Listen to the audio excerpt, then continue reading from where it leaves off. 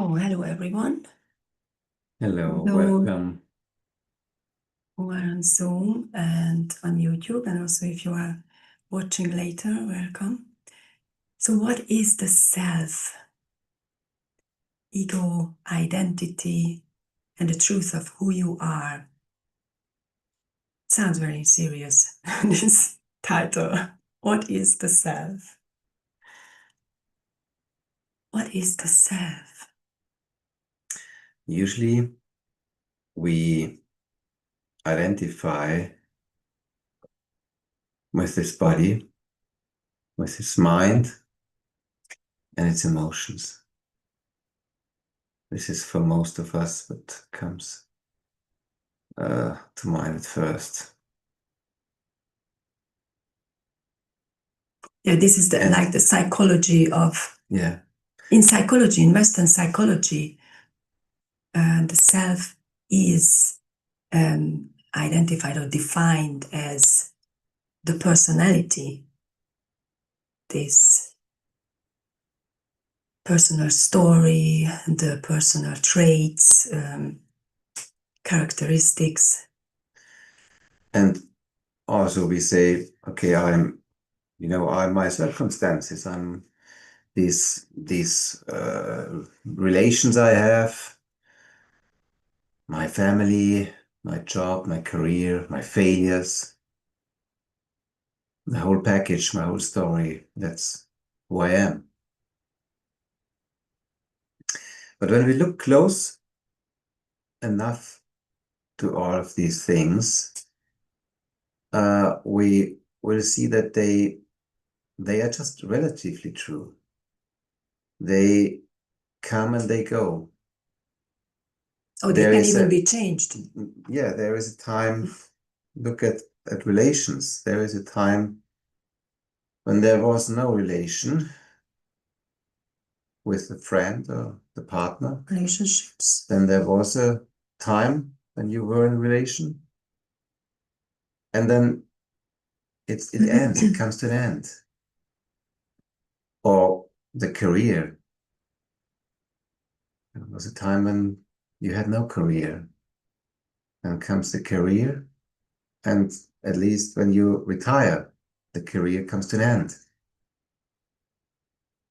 But before this career and after this career, there is something here all the time. Even during the career and during the personality, there is something here which is always here, because you are aware. Aren't you aware that you are successful? Who is aware that someone is successful? Who is aware that someone is not successful and failing? So there is awareness here, always.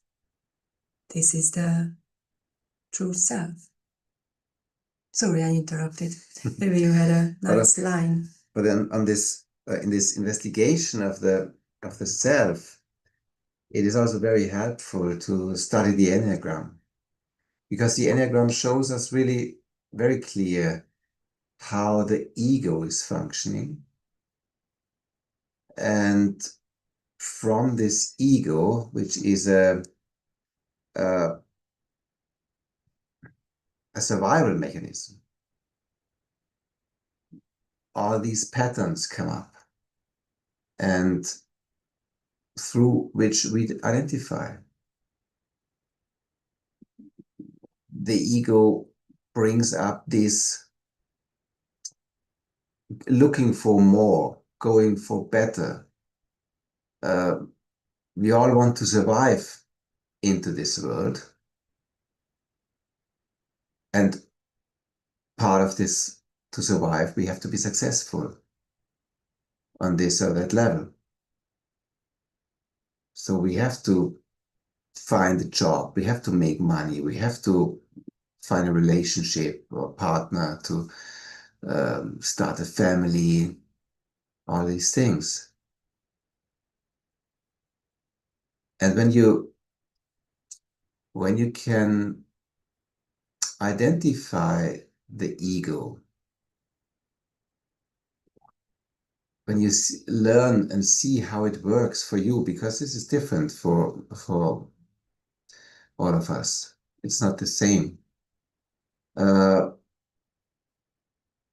You realize that it's a machine. You realize that it's a mechanism which has its purpose, and it's not the enemy. So this is also a big topic, especially in a spiritual community, that we think somehow the ego is the enemy and it has to be deleted. Then who is left when the ego is deleted? It's get killed. You're left with the killer. The ego is not the problem. But when you see the ego for what it is, it becomes, you can give it its, you do not identify with it anymore. Okay, so what is, that's also part of the title, you know, what is the ego? I mean, it's a Latin word, and in Latin it's called I. It's the I thought, and it's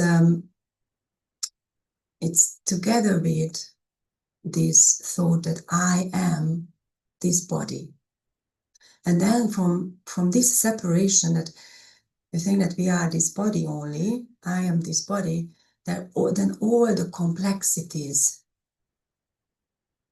which is connected to the mind, and as we know ourselves, you know, we have complex personalities, all the complexities start from this thought that I am this body, I am limited to this body.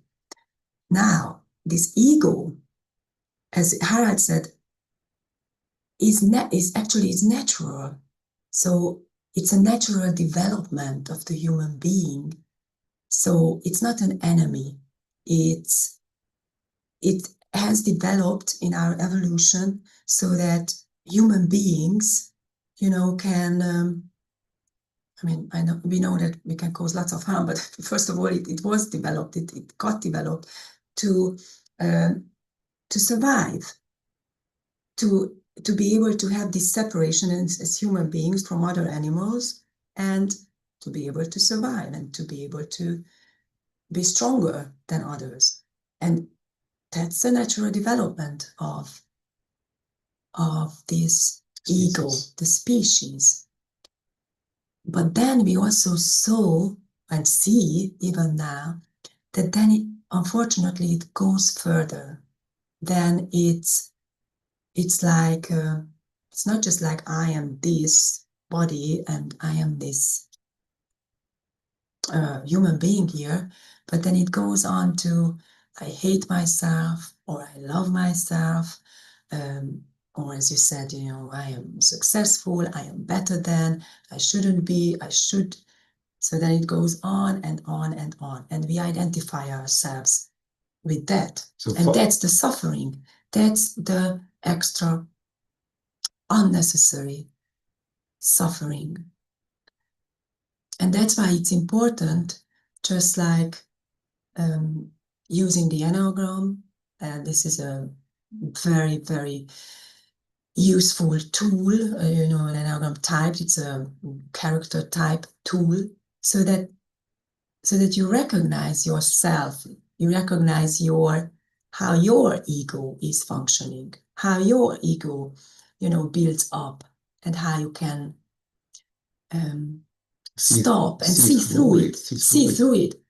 It's not that you will be able to stop this characteristic of yours not to come anymore, or in other words, to say that you cannot kill the ego, and you shouldn't kill it. It's a survival mechanism. Also, because you learn to see them for what they are. Exactly. That's why it's not just like, you know, we go to satsang, and of course there we are in the truth of ourselves. We will talk about this now. What is the self?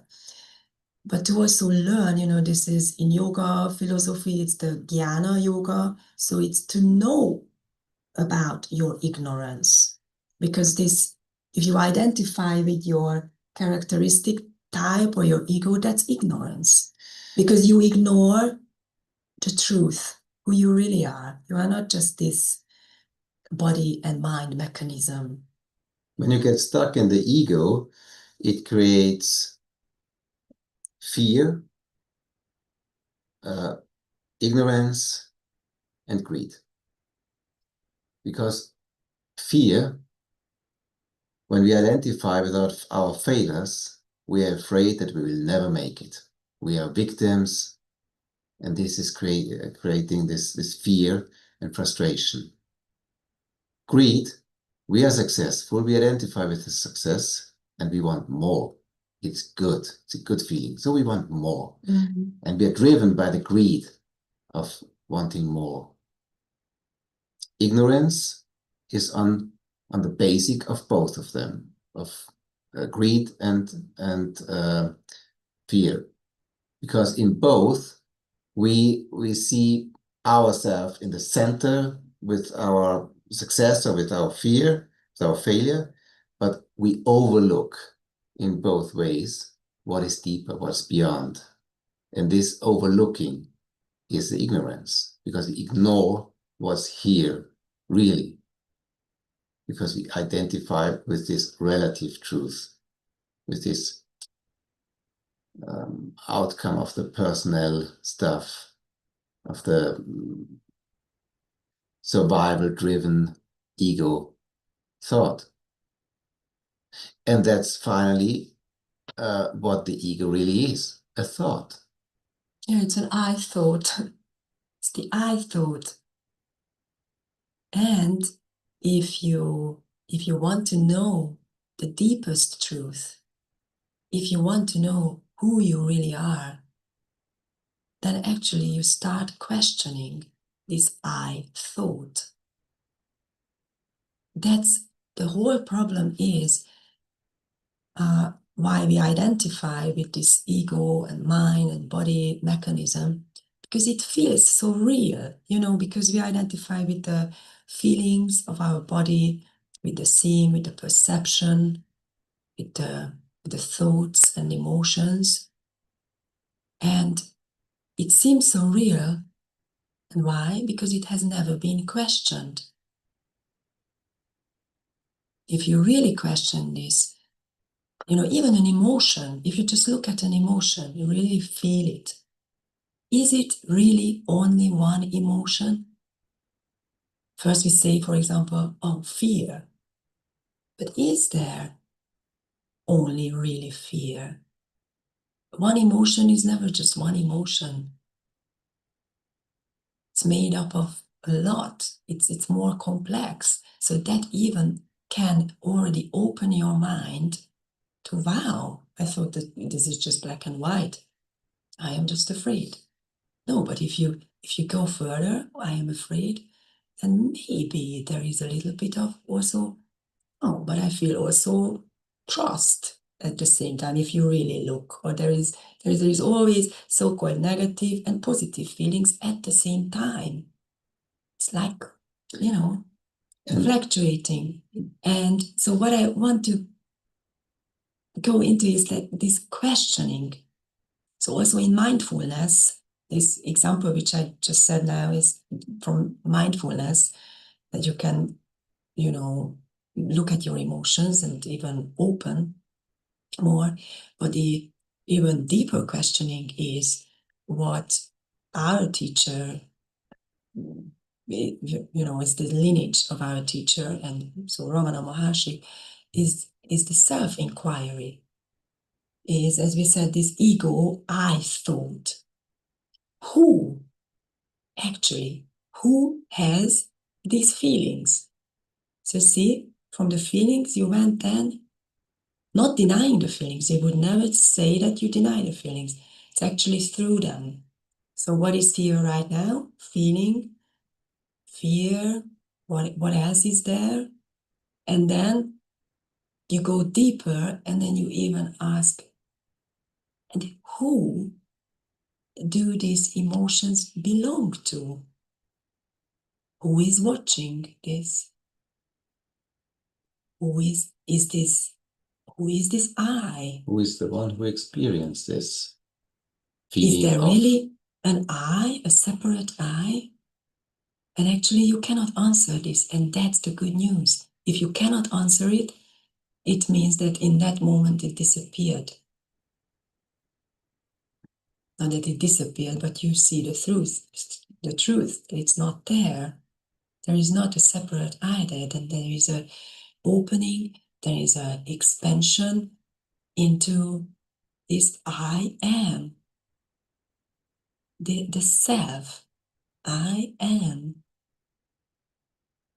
And this I am includes then everything. And then this I am doesn't have a problem with, even with ego, even with anything. It just comes and goes, and you are resting in this truth of who you are, which is every moment, everything. And this consciousness is stable. So this is, we often say it's not true. When something is not true, we mean it's not stable. It comes, it goes. There's a time when it's here, there's a time before, there's a time after. With feelings, emotions. There's a time when you were not happy, then you are happy, then you're not happy again. So this is coming and going. It's not trustworthy. It's not stable. The same with all the thoughts. Thoughts are coming, going. They don't stay. And they are changing. Maybe you can remember something you thought about a year ago, and now your thoughts about the same topic has changed because you developed. You see it from a different angle now. So there is always no stability. This is when we say it's not true. It's not trustworthy. This consciousness, which is witnessing, which is receiving everything, this is stable. This is the basic, the foundation of who you truly are.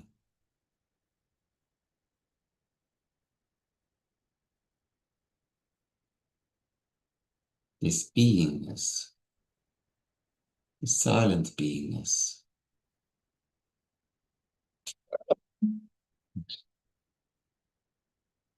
Mm-hmm. From which natural, true intelligence arises. Not intelligent through trying to figure it out, thinking, learning, studying. It's natural wisdom. Where this love is based in. It's love for being, love for receiving, love without conditions, just because it is.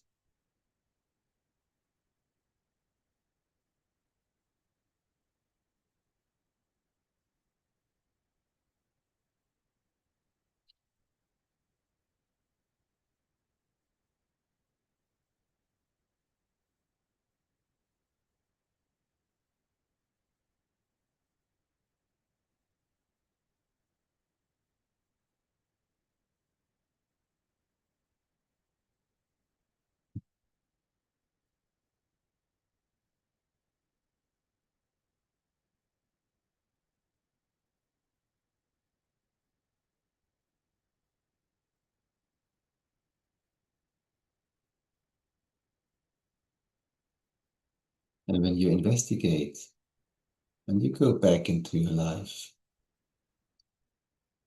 you see how you changed. So there is no stability. You see how your circumstances have changed, how your body has changed, and your thoughts.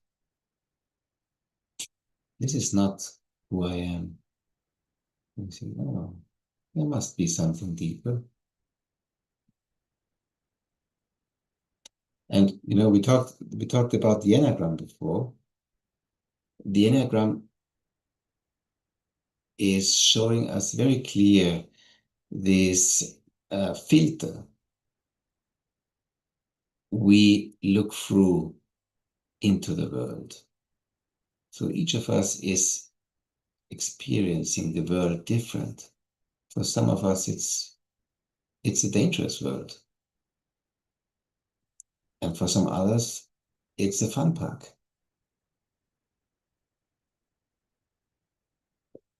So, but it's the same world. There is also not the truth. This is just a mechanism to survive, to get what we need or what we think we need, which is important, has its place, no problem, but it's not who we are.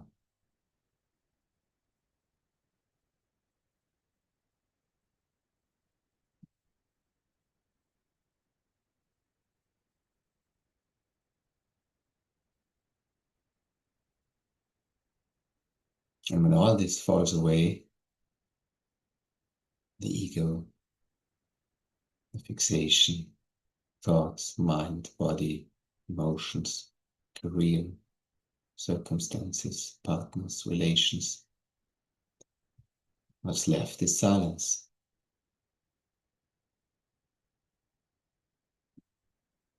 Is awareness, beingness.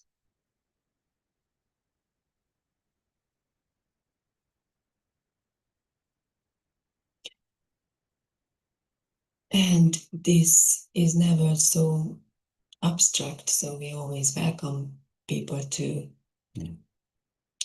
interact, have your question, have your report, so we can together look at the challenges in your life, in your everyday life, to bring it to the fore, whatever the challenge is, to face it and to see it for what it really is. That is this teaching, and that is our way of teaching it, so really interactive. This is now a little introductory talk, and we always welcome you to come into the Zoom meeting of this YouTube live, and you can do this by going into the description below, and there is the registration there. You can also write us an email and ask there if you are too shy to come into the Zoom meeting. And in the Zoom meeting, you can also actually just write your question if you want in the chat. And if you talk, only your audio will be heard or broadcasted. Your video will not be shown anywhere, to give you some discretion. Yeah, and every Tuesday, that's also for free, we offer this silent sitting, which we love very much. Sitting in silence is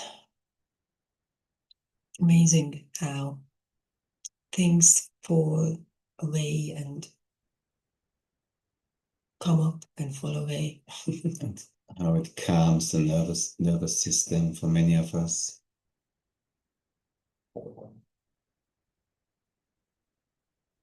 And we can see you there. You can also see this in the description below.